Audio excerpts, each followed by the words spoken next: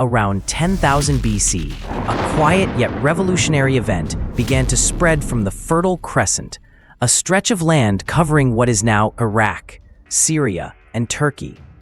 After millions of years surviving through hunting and gathering, humans did something unprecedented for the first time. They planted seeds into the ground and stayed put to wait for them to grow. That moment marked the birth of the Neolithic, or New Stone Age. The term Neolithic comes from the Greek words neos, new, and lithos, stone, to distinguish it from the Paleolithic era, which was characterized by the use of primitive, chipped stone tools. But the difference was not just in tools. The Neolithic was not a story about stone. It was a story about a fundamental transformation in the way humans lived. This was the greatest turning point in human history, a revolution without bloodshed, without armies, but one that changed everything. Humans, once nomadic, became settled. From eating what nature provided, they learned to control nature. From living day to day, they began to think in terms of seasons and of the future. A new way of life, one tied to the land, to rice plants and goats, had been born. This revolution did not happen in just one place. Over the course of several thousand years, it occurred simultaneously and independently in China, New Guinea, Central America, and North Africa. This shows it was not a random idea. It was an evolutionary inevitability, a moment that arose once humanity reached a threshold of knowledge and environmental conditions allowed settlement to take root. Part 2. The Food Revolution, the seed that changed history. And from that first step came a cascade of consequences. Villages, the accumulation of wealth, social stratification, warfare, belief systems, architecture, all began from the moment humans chose to stay with the land. The Neolithic is not merely an archaeological period. It is the moment humanity stepped out of the wild and began to write its own story. The agricultural revolution did not begin with a plow, nor was there any declaration. It began quietly, with a single seed. And then, one day, instead of wandering in search of wild fruit, our ancestors planted seeds in the ground and returned a few weeks later. That was the moment humans first created food for themselves. In the Fertile Crescent, the first domesticated plants included einkorn wheat, lentils, chickpeas, sesame, peas, and flax. These were not merely food. They were a biological revolution. From wild species, our ancestors selected, bred, and transformed them into high-yield, easily grown, and storable crops. At the same time, the first animal to be domesticated by humans was the dog. Not for eating, but for guarding, hunting, and companionship. Then came sheep, goats, cattle, and pigs, living food sources that humans could control. But what is truly remarkable is that the same process occurred in many other places, entirely independently. In China, people cultivated rice and millet. In Central America, they domesticated maize, squash, and beans. In Africa, they grew African millet and sorghum, while highland bananas were cultivated in New Guinea. Without the internet, without contact, humans across the globe reached the same breakthrough, creating food from the soil. However, this was also when humanity began to pay a price.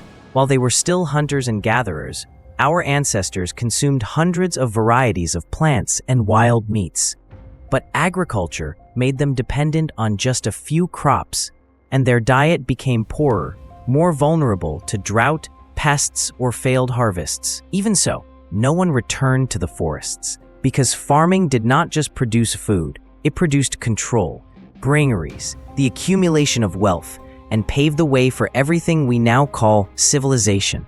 The first seed planted did not only take root in the soil, it also took root in the human mind.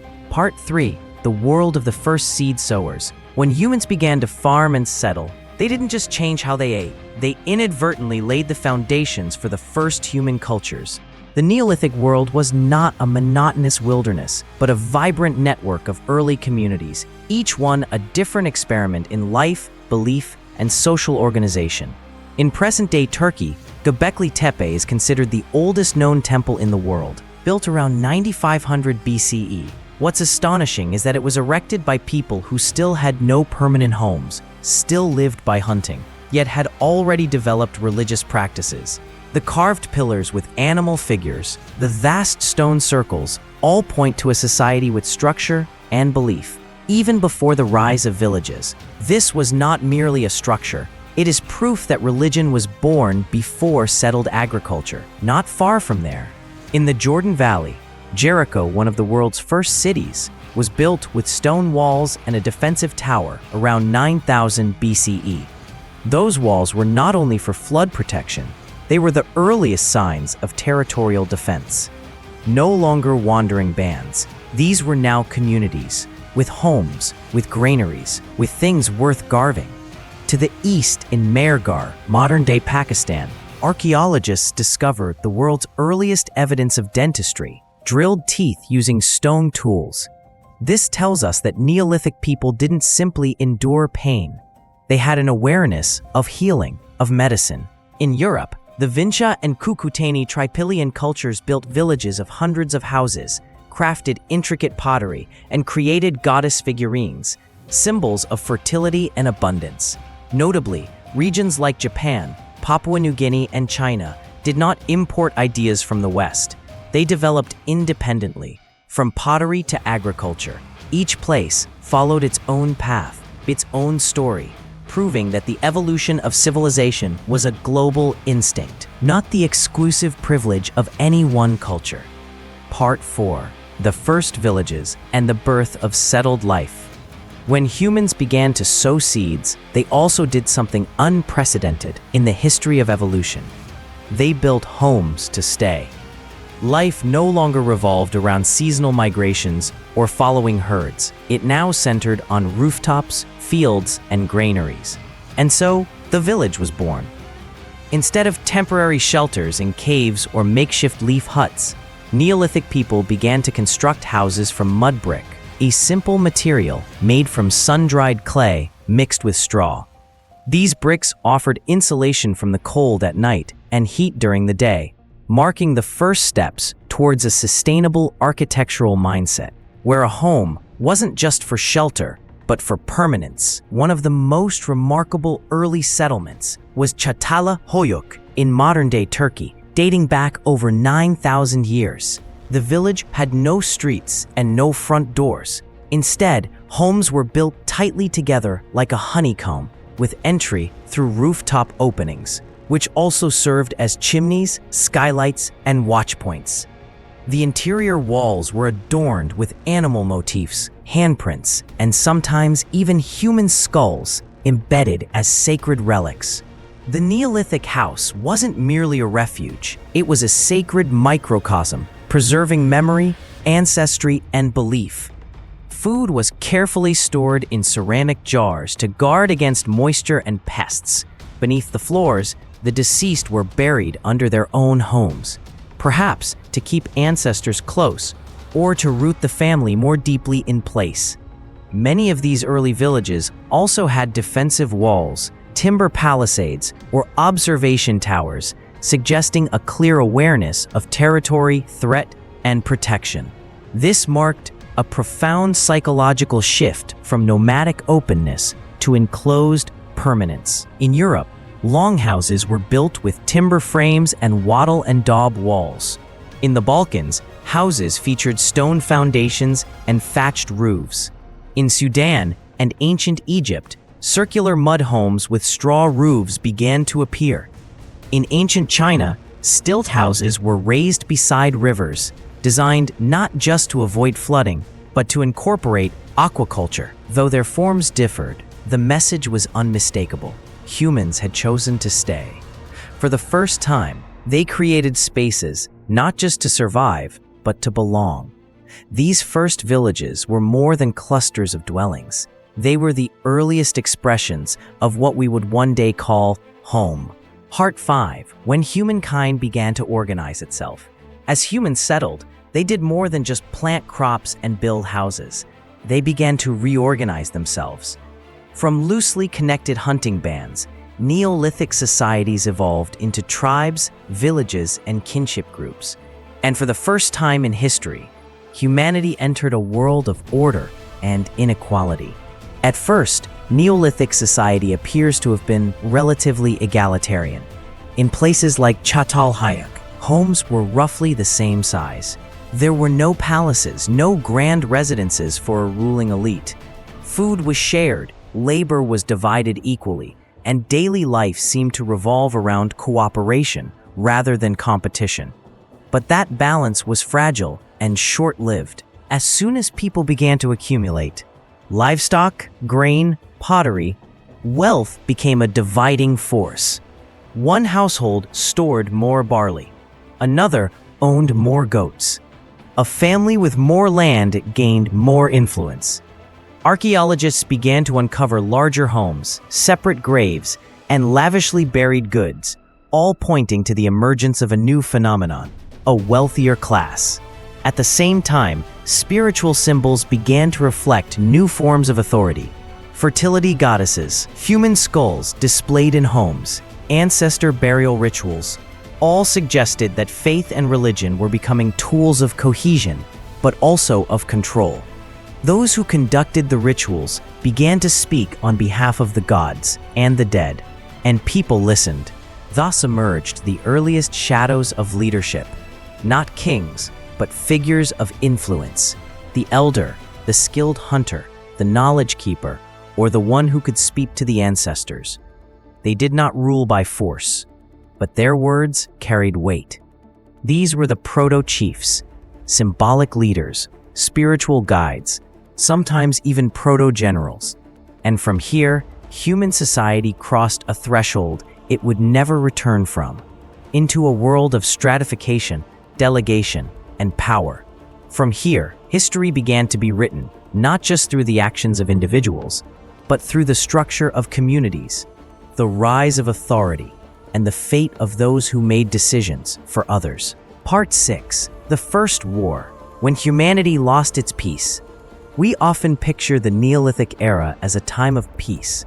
Farmers sowing crops, herders tending flocks, sunlit villages where people lived in harmony with nature. But archaeology has long since peeled away that romantic veil. The Neolithic was not just an age of sowing seeds, it was an age of spilled blood. One of the clearest pieces of evidence is the Tauheim death pit in modern-day Germany, dated to around 5000 BCE. There, archaeologists uncovered the remains of over 30 individuals, including women and children, all killed with stone axes or clubs. Many skulls bore signs of blunt force trauma, ribs were shattered, and crucially, there were no signs of defense. This was no accident, it was massacre. Around the same time, Neolithic villages across Europe began to feature wooden palisades, defensive ditches, and restricted entryways, clear signs that these communities had learned to fear attack. These were no longer loose bands of foragers. These were settled societies who knew how to protect their food, their people, and their homes. And where there is defense, there is always an attacker. From this, the faint outline of the first military leader begins to emerge. Someone who rallied the village, organized watches, and devised strategies to repel threats. Perhaps they wore no helmet, bore no shining armor, but they held influence and power. It marked a stark departure from the Paleolithic world, where humans lived in small groups, shared resources, and often avoided conflict. As hunter-gatherers, if resources ran low, you simply moved. But with settlement came land ownership, and when land became something to claim, conflict became inevitable. The Neolithic was the age in which humans learned to live in peace, but also when they realized something darker. Sometimes, to protect the seed, you must raise the stone. And so the story of war began, not with sword and shield, but with sickle and axe. Part 7. The Hand That Built Culture. Tools, Art, and Belief. The Neolithic era was not only a breakthrough in food production, housing, or social organization. It was the moment when humanity began to create culture, when tools made for survival slowly transformed into symbols of belief, emotion, and imagination. This was when the human hand no longer just made food, but began to shape meaning. Unlike the rough implements of the Paleolithic, Neolithic people crafted tools from polished stone, sharper, more precise, and far more durable. They made stone axes for cutting trees, sickles for harvesting grain, pestles and mortars for grinding seeds, and fine blades for slicing meat. These tools were not only functional, they were often carefully polished, sometimes decorated with carvings. Some axes were never even used, perhaps ritual objects or symbols of status. Alongside tools came art. In homes like those at Çatalhöyük, wall paintings have been found depicting hunting scenes, wild animals, and human figures with raised arms, possibly in ceremonial poses or prayers for fertility. Small figurines made of baked clay, often depicting large-bellied, full-breasted women, are thought to represent goddesses of fertility. These were not mere decorations, but embodiments of life, of harvest, and of the eternal cycle of birth and death. Religious belief during this time was distinctive. In some cultures, human skulls were exhumed, reshaped with clay, and adorned with shell eyes, then kept within the home. Far from morbid, this was a form of ancestor veneration, a way of keeping the departed present in everyday life. Graves were sometimes lined with stone, furnished with grave goods, and aligned with the rising sun, all suggesting an emerging belief in an afterlife. From these simple symbols, human culture began to form. When an axe was no longer just for chopping, but a mark of prestige. When a figurine was no longer just clay, but a vessel of belief. When a skull was no longer bone, but an ancestor. That was when the working hand touched the spirit. Part 8. The price of civilization. Disease, hunger, and collapse. We often think of agriculture as a giant leap for civilization. And it was. But not every advance comes without a cost. When humans learned to farm and settle, they also opened the door to a wave of consequences never faced before. Disease, malnutrition, and societal collapse. The Neolithic didn't just plant crops, it also planted the seeds of some of history's first tragedies. Living in crowded villages and keeping livestock close to homes created the perfect breeding ground for infectious disease. In earlier times, small nomadic groups had little risk of large-scale outbreaks. But now, with humans, pigs, dogs, and chickens sharing living space, viruses had the chance to jump species and evolve rapidly. Diseases like influenza, smallpox, and measles are all believed to have originated in this era. Diet also became less varied and less nutritious. Unlike their hunter-gatherer ancestors who ate a broad mix of wild plants and animals, Neolithic people relied heavily on just a few staple crops, like wheat, millet, or maize. The result? Vitamin deficiencies, dental problems, weakened bones, and compromised immune systems. Human remains from this period often show signs of malnutrition, despite food being plentiful, simply because it lacked quality. Around 5000 BC, a strange pattern emerges, a widespread population decline across Eurasia. The cause remains uncertain, but theories include climate change, drought, epidemics, even warfare.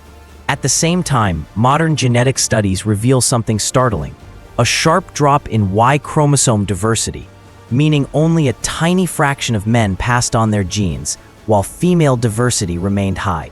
This suggests extreme competition, rigid hierarchies, and a world where only powerful men reproduced. The Neolithic was the glorious dawn of civilization, but also its first warning. Progress is not one-directional. When we gain surplus, we also gain division. When we build villages, we also draw borders. And when we seek to control nature, nature begins to push back. This was the first price, but never the last, of civilization. Today, we live among cities, cars, and the internet. Yet the imprint of the Neolithic still lingers in how we eat, live, and even compete. From resource wars to global pandemics, Many of our most modern problems began with ancient decisions: to farm, to settle, to accumulate. If you believe human history isn't boring, but full of drama and hard-earned lessons, subscribe to the channel now. Together, we'll keep uncovering the truths the world has tried to forget.